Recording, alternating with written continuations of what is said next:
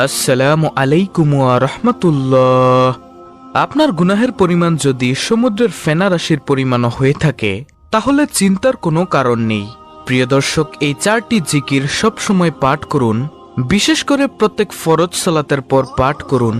ইনশাআল্লাহ আপনার গুনাহগুলোকে আল্লাহ তাআলা এমনভাবে ক্ষমা করে দিবেন যেমনিভাবে একটি গাছে ধরে ঝাঁকি দিলে সেই গাছের যত পাতা রয়েছে সকল পাতাগুলো পড়ে যায়, ঠিক সেইভাবেই আল্লাহ রাব্বুল আলামিন আপনার সমস্ত গুনাহগুলোকে আপনার শরীর থেকে ঝরিয়ে দিবেন।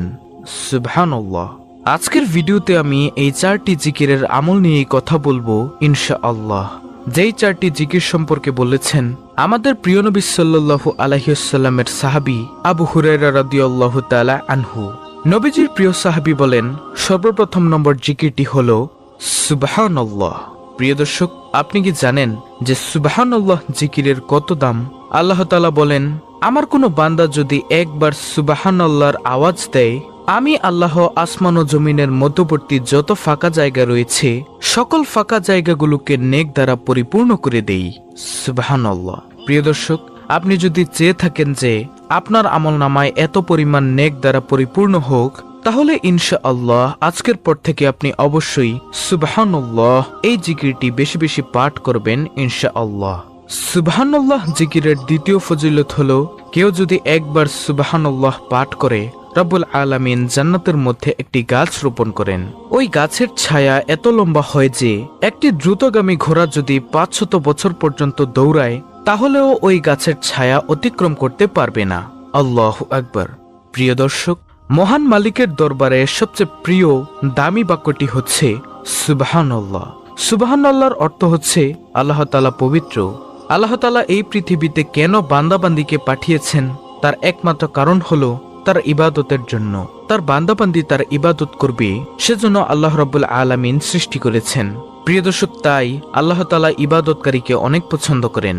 তাই আসুন আজকের পর থেকে আমরা সুবহানাল্লাহ এই জিকিরটি বেশি বেশি পাঠ করব ইনশাআল্লাহ। নবীজির সাহাবী আবু হুরায়রা রাদিয়াল্লাহু তাআলা আনহু বলেন, দ্বিতীয় জিকির হলো আলহামদুলিল্লাহ। আলহামদুলিল্লাহ শব্দের অর্থ আল্লাহ তাআলার নিয়ামতের প্রশংসা করা। মহান মালিক রব্বুল আলামিন পবিত্র কুরআনুল কারিমে বলেন, হে নবী, আপনি আপনার সকল উম্মতদেরকে জানিয়ে দিন, যেই উম্মত অর্থাৎ যে বান্দা আমি আল্লাহর নিয়ামত পেয়ে নিয়ামতের শুকরিয়া আদায় করল না, আমি তার নিয়ামতকে ছিনিয়ে নিয়ে যাই। আর যে আমার নিয়ামত পেয়ে নিয়ামতের শুকরিয়া আদায় করল, আমি তার নিয়ামতকে আরো বৃদ্ধি করে দেই। সুবহানাল্লাহ। অর্থাৎ প্রিয় দর্শক, আপনাকে সহজভাবে বুঝাই, আপনি যখন খাবার খাবেন, খাবার খাওয়ার শুরুতে বলবেন বিসমিল্লাহ, এবং খাবার খাওয়ার শেষে আপনি বলবেন আলহামদুলিল্লাহ, অথবা যে কোনো রিজিক আপনি ভক্ষণ করার পরে বলবেন আলহামদুলিল্লাহ। দেখুন, এই পৃথিবীতে শুধু মানুষ ব্যতীত যত প্রাণীকুল মাখলুকাত আল্লাহ রাব্বুল আলামিন সৃষ্টি করেছেন, সকল কিছুই আমাদের উপকারের জন্য রাব্বুল আলামিন সৃষ্টি করেছেন। এজন্য আমরা একটিবার হলেও বলতে পারি আলহামদুলিল্লাহ। আমরা যদি আল্লাহ তাআলার প্রশংসা বেশি বেশি পরিমাণে করি, ইনশাআল্লাহ রাব্বুল আলামিন আমাদেরকে উত্তম যাজা খায়ের কল্যাণ দান করবেন ইনশাআল্লাহ ইনশাআল্লাহ। প্রিয় দর্শক, নবীজির সাহাবী হযরত আবু হুরায়রা রাদিয়াল্লাহু তাআলা আনহু আরো বলেন, তৃতীয় নম্বর জিকির হলো লা ইলাহা ইল্লাল্লাহ। কোনো ব্যক্তি যদি দুনিয়াতে একবার বসে লা ইলাহা ইল্লাল্লাহর আওয়াজ দেয়, ওই আওয়াজটুকু সাথে সাথে আল্লাহ তাআলার আরশে আজিমের সাথে গিয়ে ধাক্কা লাগে। আল্লাহ রাব্বুল আলামিনের আরশে আজিমের নিকট একটি নূরের খুঁটি রয়েছে, সেই খুঁটিটুকু কাঁপতে থাকে। তখন রব্বুল আলামিন বলেন, ও খুঁটি, তুমি কেন কাঁপো? ওই খুঁটিটুকু তখন বলতে থাকে, হে রব্বুল আলামিন, দুনিয়াতে আপনার একজন বান্দা অথবা বান্দি লা ইলাহা ইল্লাল্লাহর আওয়াজ দিয়েছে, তাই আমি কাঁপছি। তখন আল্লাহ রাব্বুল আলামিন বলেন, তুমি কাঁপা বন্ধ করে দাও। তখন সেই খুঁটি বলল, হে আল্লাহ, আমি কাঁপা থামাতে পারবো না যতক্ষণ না পর্যন্ত আপনি তাকে মাফ করবেন, ততক্ষণ পর্যন্ত আমি শুধু কাঁপতেই থাকবো। তখন রব্বুল আলামিন ওই বান্দা অথবা বান্দিকে ক্ষমা করে দেন। সুবহানাল্লাহ। প্রিয় দর্শক, লা ইলাহা ইল্লাল্লাহ জিকিরের কয়েকটি গুরুত্বপূর্ণ ফজিলতের হাদিস আপনাদের সামনে তুলে ধরছি, মনোযোগ দিয়ে শুনুন। হযরত জাবির ইবনে আব্দুল্লাহ হতে বর্ণিত, রাসূল সাল্লাল্লাহু আলাইহি ওয়াসাল্লাম বলেছেন, সর্বোত্তম জিকির হচ্ছে লা ইলাহা ইল্লাল্লাহ এবং সর্বোত্তম দোয়া হলো আলহামদুলিল্লাহ। তিরমিজি শরীফের হাদিস।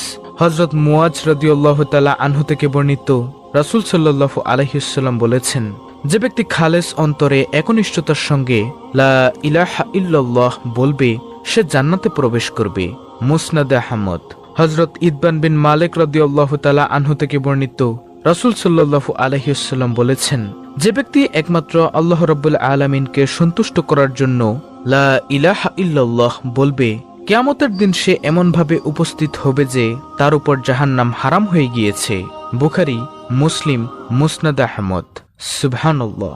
হযরত আনাস রাদিয়াল্লাহু তাআলা আনহু থেকে বর্ণিত, রাসূলুল্লাহ সাল্লাল্লাহু আলাইহি ওয়াসাল্লাম বলেছেন, কিয়ামতের দিন আল্লাহ তাআলা বলবেন, হে মুহাম্মদ সাল্লাল্লাহু আলাইহি ওয়াসাল্লাম, সৃষ্টির মধ্য হতে আপনার উম্মতের মধ্যকার এমন ব্যক্তিকে জান্নাতে প্রবেশ করান যে ব্যক্তি একদিন হলেও ইখলাসের সঙ্গে এ সাক্ষ্য দিয়েছে যে আল্লাহ ছাড়া কোনো ইলাহ নেই এবং সে এর উপর মৃত্যুবরণ করেছে। মুসনাদ আহমদ। যে ব্যক্তি সব সময় লা ইলাহা ইল্লাল্লাহ জিকির করবে, আল্লাহ তাআলা তাকে ঈমানের সঙ্গে মৃত্যু নসিব করবেন। সুবহানাল্লাহ, আল্লাহু আকবার। তাই প্রিয় দর্শক, আমরা বেশি বেশি পরিমাণে লা ইলাহা ইল্লাল্লাহ এর জিকির করব ইনশাআল্লাহ। নবীজির সাহাবী হযরত আবু হুরায়রা রাদিয়াল্লাহু তাআলা আনহু বলেন, সর্বশেষ জিকির হলো আল্লাহু আকবার। প্রিয় দর্শক, আল্লাহু আকবার শব্দের অর্থ আল্লাহ মহান, আল্লাহ সর্বশক্তিমান, আল্লাহই সবচেয়ে বড়, তার চেয়ে বড় তো আর কারো নেই। যে ব্যক্তি আল্লাহ তাআলাকে সবচেয়ে বড় মানে সবচেয়ে বড় হিসেবে আখ্যায়িত করে, রব্বুল আলামিন তাকে দুনিয়ার বাদশাহী দান করবেন ইনশাআল্লাহ, ইনশাআল্লাহ। আনাস রাদিয়াল্লাহু তাআলা আনহু থেকে বর্ণিত হাদিসে এসেছে, একবার নবী সাল্লাল্লাহু আলাইহি ওয়াসাল্লাম গাছের একটি ঢাল ধরে ঝাঁকি দিলেন, কোনো পাতা পড়ল না। তিনি আবার ঝাঁকি দিলেন, এবারও কোনো পাতা পড়ল না। তবে তৃতীয়বার ঝাঁকি দেওয়ার পর অনেকগুলো পাতা ঝরল। তখন নবীজি সাল্লাল্লাহু আলাইহি ওয়াসাল্লাম বললেন, নিশ্চয় সুবহানাল্লাহ, আলহামদুলিল্লাহ, লা ইলাহা ইল্লাল্লাহ ও আল্লাহু আকবার বলা বান্দার গুনাহ ঝরিয়ে দেয়, যেমন শীতকালে গাছ তার পাতা ঝরায়। মুসনাদ আহমদ। সুবহানাল্লাহ, আল্লাহু আকবার। প্রিয় দর্শক, তাই আজকের পর থেকে আমরা এই 4টি জিকিরকে বেশি বেশি পরিমাণে পাঠ করার অভ্যাস গড়ে তুলব ইনশাআল্লাহ, ইনশাআল্লাহ। বিভিন্ন ব্যস্ততার কারণে অনেকের পক্ষে নফল ইবাদত করা হয়তো সম্ভব হয় না, কিন্তু যে কোনো জায়গায় যে কোনো মুহূর্তে আল্লাহর প্রশংসায় তার জিকির করা অনেক সহজ। এই জিকিরের আমল করলে কাজেও কোনো ব্যাঘাত ঘটে না, বেশি সময়ও লাগে না। এক্ষেত্রে উপরোক্ত বাক্য 4টি আমরা সব সময় পাঠ করব ইনশাআল্লাহ।